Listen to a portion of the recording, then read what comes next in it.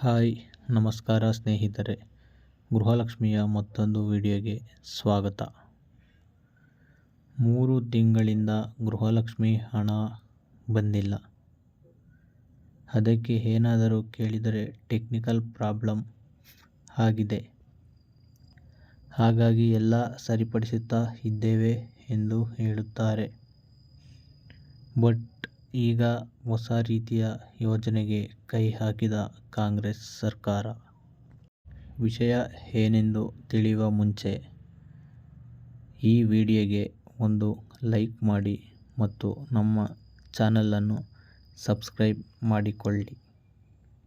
ಈ ಹೊಸ ಯೋಜನೆ ಏನೆಂದು ತಿಳಿಯೋಣ.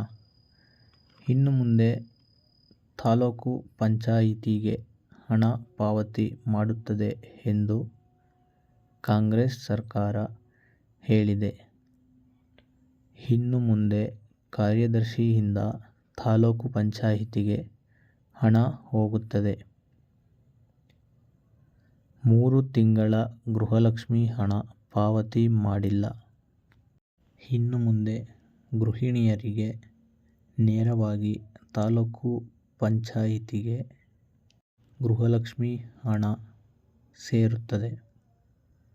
ಮತ್ತೊಮ್ಮೆ ಸಭೆ ಸೇರಿದಾಗ ಗೃಹಲಕ್ಷ್ಮಿ ಹಣ ತಾಲೂಕು ಪಂಚಾಯಿತಿಗೆ ಸೇರಿರುತ್ತದೆ ಎಂದು ಸಚಿವೆ ಲಕ್ಷ್ಮೀ ಹೆಬ್ಬಾಳ್ಕರ್ ಅವರು ಹೇಳಿರುತ್ತಾರೆ.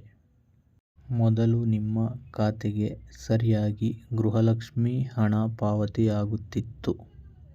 ಮತ್ತು ಈಗ ಬದಲಾವಣೆಯಾಗಿದೆ ಎಂದು ಭರ್ಜರಿ ಘೋಷಣೆ ನೀಡಿದ್ದಾರೆ.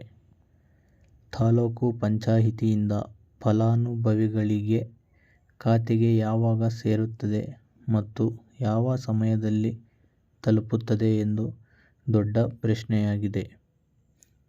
3 ಮತ್ತು 4 ತಿಂಗಳಿಂದ ಹಣ ತಲುಪುತ್ತಿಲ್ಲ. ಇದರಿಂದಾಗಿ ಹೊಸ ಬದಲಾವಣೆಯನ್ನು ತಂದಿದ್ದೇವೆ ಎಂದು ಲಕ್ಷ್ಮೀ ಹೆಬ್ಬಾಳ್ಕರ್ ಅವರು ತಿಳಿಸಿದ್ದಾರೆ.